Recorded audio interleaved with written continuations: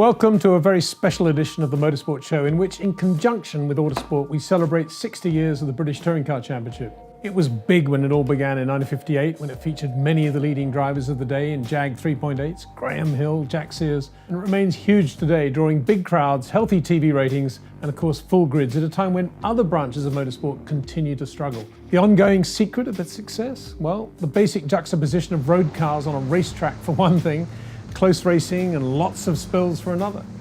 Of course, it isn't just that simple. Attracting a large number of manufacturers to support a race series, any race series, is these days not easy. And so Alan Gow, with a firm hand and a keen eye for what will work on TV, should take much of the credit for the latter-day success of the BTCC. For a taste of what the British Touring Car Championship has been over various eras, however, we took our cameras down to Brands Hatch recently to talk to some of the leading drivers and to capture some of their machinery. We spoke first to Rob Gravitt, the 1990 British Touring Car Championship winner, with his outrageous Ford RS500.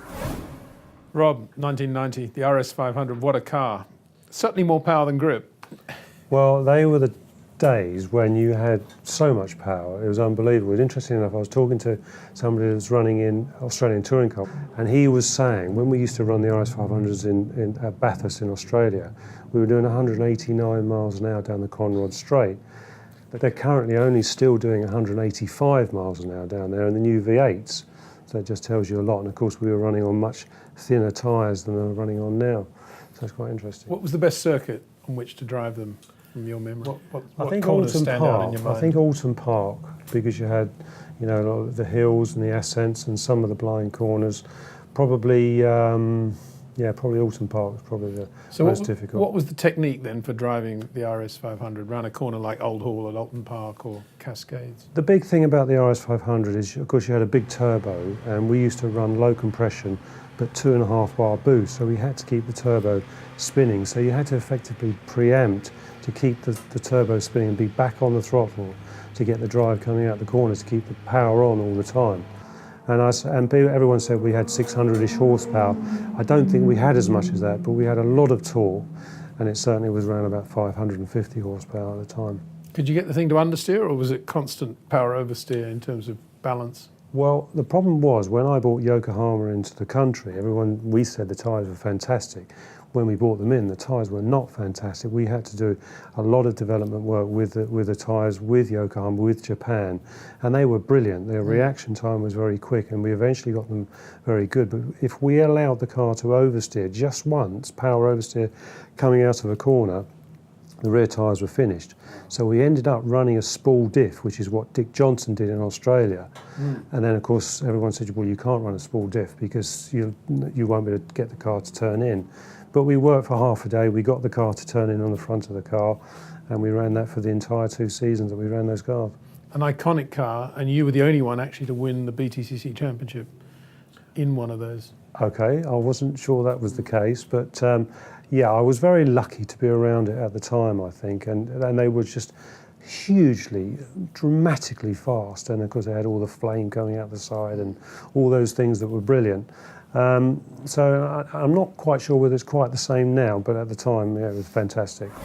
Tim Harvey is not only a racing driver of prolific scope, he's a BTCC racer extraordinaire with a credit list about as long as the pit straight at Brands. He won a dramatic BTCC in 1992 at the wheel of a BMW 318 IS, scored a total of 16 BTCC individual race wins, and today heads up the Young Driver Superstars program for the British Racing Drivers Club, the BRDC. Well, just give us a very quick run through all the touring cars you've driven. Right, 87 Rover Vitesse, 88 first of the Sierra Cosworths, 80 with Terry Drury, 89 and 90 the two Labatt's RS500 Sierra Cosworth, 91 Labatt's E30 M3 BMW, 92 championship winning year with BMW in the 318 IS Coupe, 93 first year with Renault with the Renault 19, 94 first year with the Renault Laguna, still with Renault, 95 with Volvo in the 850 Saloon, 96, 7 and 8 with Peugeot in the 406. You gotta laugh. A little bit of a hiatus. Brilliant. back for a little bit in 2001 with the Alfa Romeo 147, and then final year in 2002 with the Peugeot 406 Coupe. Excellent. Now, 92 championship year, the Nigel Mansell championship year, the Tim Harvey championship year. Yes, I remember Nigel and I sort of sharing the front of Autosport, you know, as British Touring Car champion, the world champion. No, but seriously, it was a really competitive year. It was a hugely competitive year, and it went down to that infamous final race at Silverstone with the clash between my teammate Steve Soper and John Cleland, which in a way put British Touring Cars on the map as being, you know, an entertainment spectacle. People talk about that race to this day. And it's a bit of a poison chalice for me, because although I won the championship on that day, people still talk about that incident between the two of them. But it was big motorsport. We had 3 manufacturers, all with full page adverts ready for the press the next day, announcing they'd won the championship. That was Will Hoy with Toyota, bless him, John Cleland with Vauxhall, myself with BMW. So there was a lot at stake. And for me, obviously, it's a crowning moment in my career. Will Hoy, we were just chatting about him. We all miss him. We miss him terribly because, you know, he was one of the good guys. Yeah. Never had a bad word to say about anybody. He was multi-talented in a wide variety of cars. We forget Will was in Clubman's, from touring cars. He was in Group C as well. Very talented. Well, Tim, I'm breathless, really, listening to all this. I know there's a lot more we could talk about, but here at Brands, I'm just wondering if you could just get into one car now, which one would you choose? I'd be the RS 500 all day long. Very nice.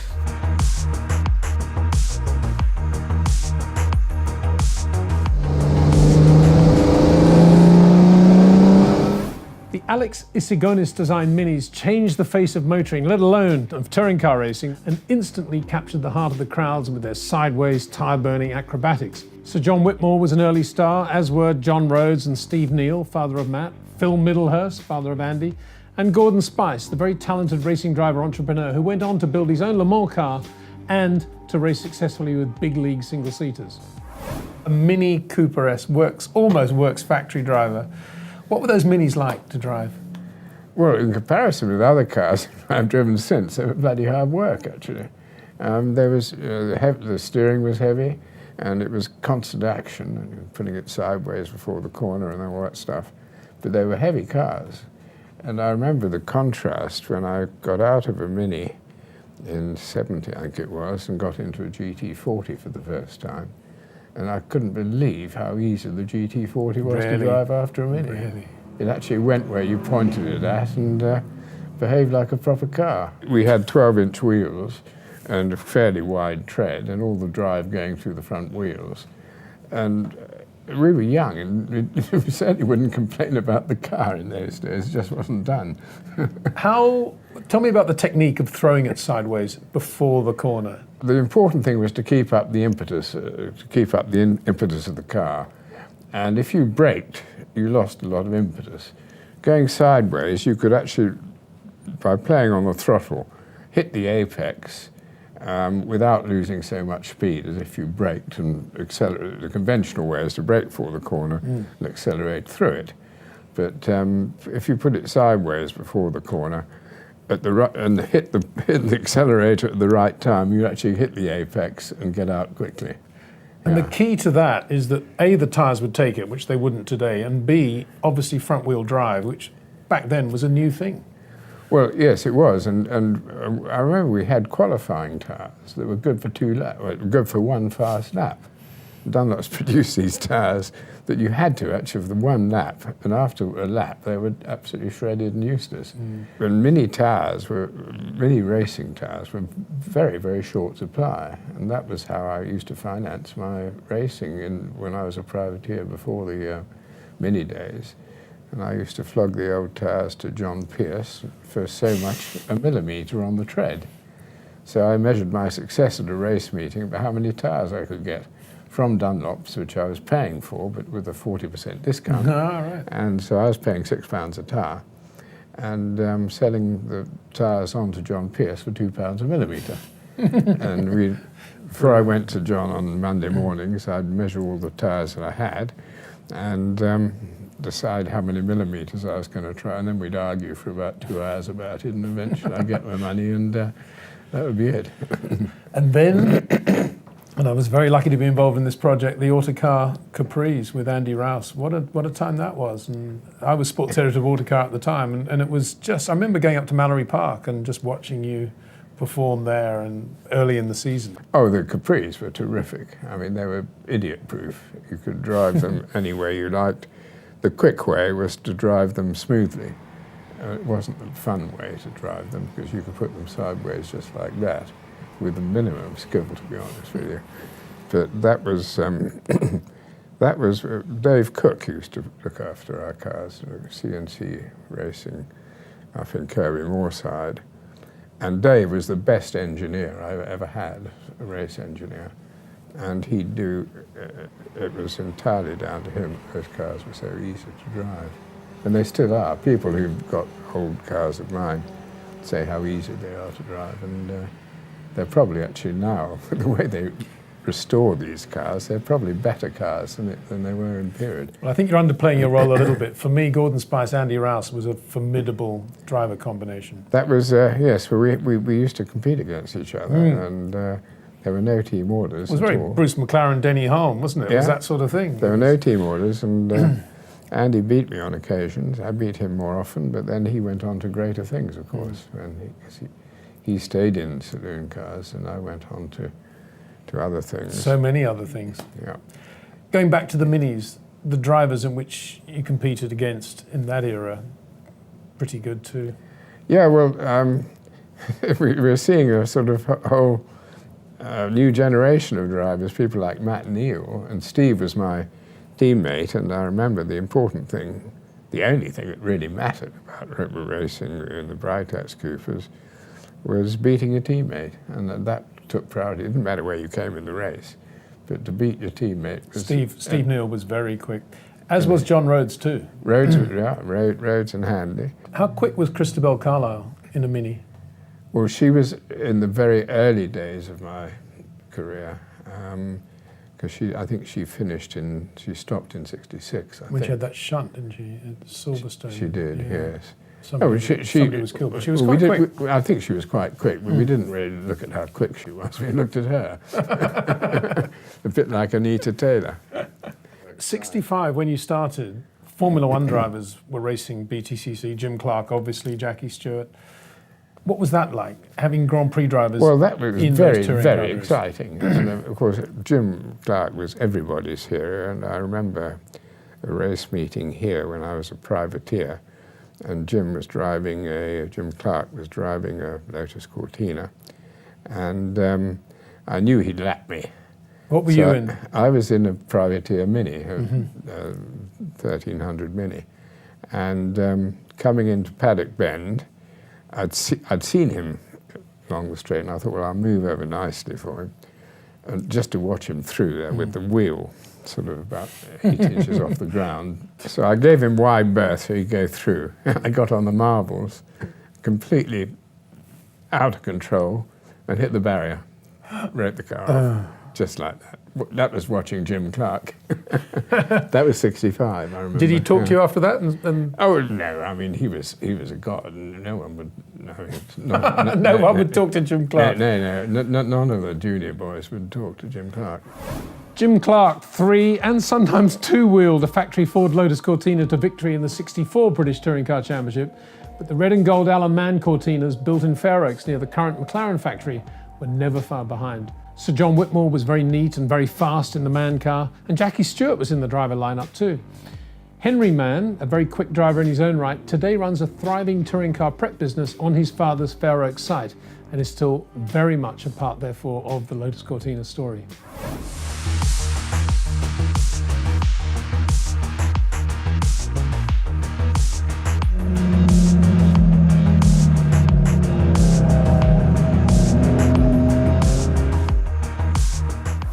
Henry, Lotus Cortinas changed the face of British Touring Car Championship racing in the mid-60s, and your father's example was a classic. We know the Lotus, the factory ones, but this too was a really quick car.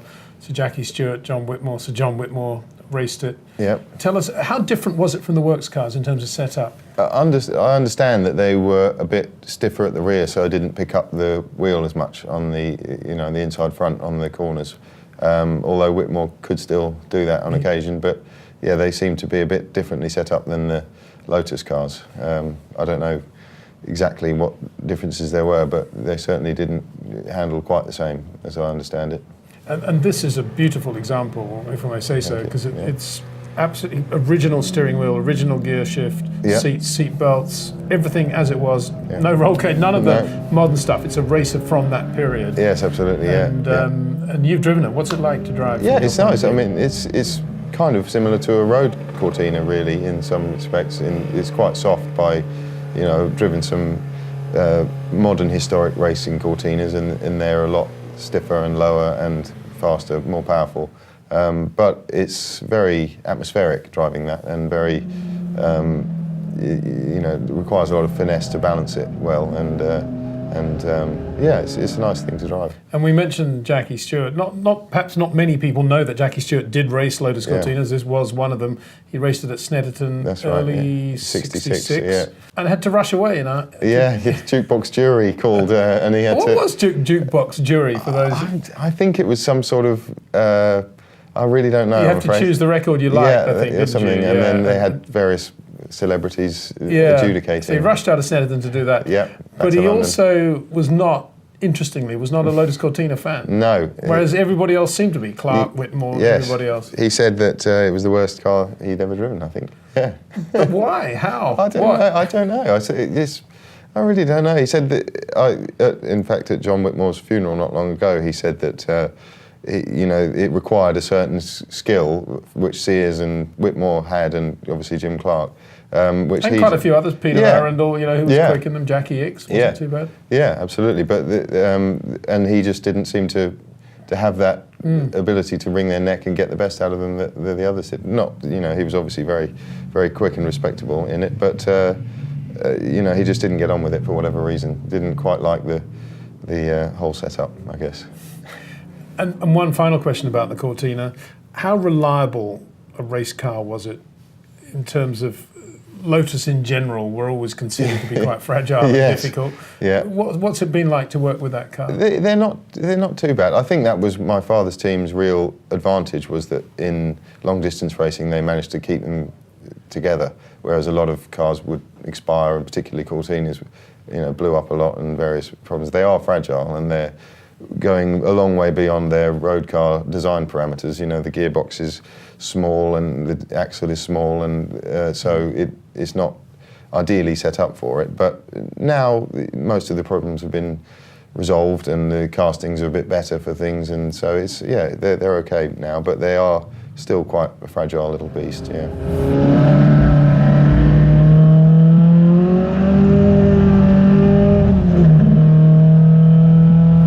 Anthony Reid is another talented British driver who could win in just about anything. He twice finished runner-up in the BTCC in '98 and 2000 and won 15 races along the way. Anthony, many are the classic faces of British touring cars, but perhaps the Super Touring one is the one that the fans identify with most. And you were right at the heart of that. Yeah, I mean, being here at Brands Hatch today just reminds me of a particular race meeting, 31st of August 1998. The significance of that was it was the real zenith of super touring. Sellout crowd around the circuit. You had to be here before 7 o'clock in the morning, otherwise you were stuck in a traffic jam outside the circuit. There were far fewer television programs in those days, and actually a lot more smaller significant car manufacturers. And they all wanted a slice of the Super Touring British Touring Car Championship. So I just picked that particular race because of all the interesting ingredients we had. 8 or 9 manufacturers, many more professional drivers being paid to race in British touring cars than perhaps there were in Formula One even. Amazing when you think about it now, but and then point well made. The other interesting elements, ingredients were Nigel Mansell was racing for Ford, Derek Warwick, an ex-Formula One driver, Tarquini, they were all in the championship, mixed in with the big names in British touring cars, John Clennon, Alan Menu, Ricard Rydell. And, ITV, grandstand, live television coverage, Steve Ryder presenting. And Top Gear decided to do a feature as part of the race weekend on the success of Super Touring. So they entered Tiff Needell in a third Nissan to do the Top Gear feature. And there was all sorts of argy-bargy. There was a bit of tension in the paddock between Nigel Mansell and Tiff Needell. What a surprise. Who have never been the best of friends. No. Ever since Tiff felt that Nigel nicked his drive in Formula 3. And they had a bit of a set-to in the paddock behind the pits, and that was filmed on television too for the Top Gear programme. So I'd won the first race, the sprint race, that afternoon. And the race that I particularly like is this feature race. I wasn't on pole, I was second, so Rickard got into the lead, and coming up to Druids on the opening lap, he decided to back me into the rest of the field. So he slowed the car right down in the middle of Druids. Yeah. And I was swamped by all the, the John Clemens, the Alan Menus. And I think I was shuffled down to about 7th place. The thing about the feature race was there was a compulsory pit stop. So I knew what I did, I was determined to catch Rickard. So I got my head down. The car was really sweet. Passed a load of people going into paddock, one after the other. And after the pit stop, our crew at Ray Mallock Racing had done a great pit stop. I caught, with about 3 or 4 laps to go, I caught Rickard coming into Druids. And again, he slowed me up in the middle. We touched. He had a shimmy and slid a little bit wide, and I passed him. As he came down through Graham Hill, which was a flat-out corner, it's a slightly different shape from the one that you can see there today, I came up upon my third teammate, Tiff Needell, in the Top Gear car, and he very kindly waved me through and then blocked Rickard. As you would. And so I won the race. And coming into Parc Fermé, live cameras, Steve Ryder was there, and Rickard, because they had the in-car cameras, Rickard threw his steering wheel onto the dash, jumped out and came over, pulled the door open on my car and started throttling me live on television in front of Steve Ryder. It was just all those elements that made that, for me, just one of the great race weekends. And what was the car itself like to drive, the Nissan? Well, they were very sophisticated, extremely expensive, high maintenance. We had water-cooled brakes, for example. The engines were behind the drivetrain. When you opened the bonnet, you couldn't initially see the engine because it was so small and compact and the way it was mounted. So extremely modified, very sophisticated aerodynamics, a lot of downforce, particularly from the splitters.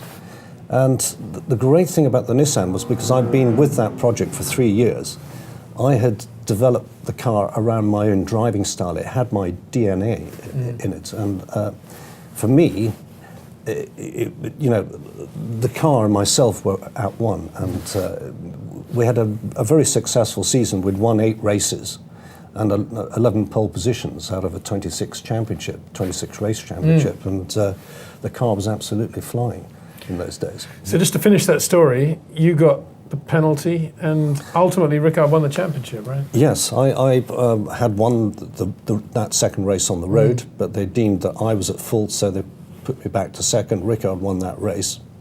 I remember the press conference after the Stramash in Parc Fermé in the Toka bus. I mean, it was like the paparazzi were there. Because of people like Nigel Mansell and the interest in the championship, you had the sort of Fleet Street journalists, Alan Henry, the cameras, and everyone was hanging on Nigel Mansell's words. And it was just a great time to be involved in the championship.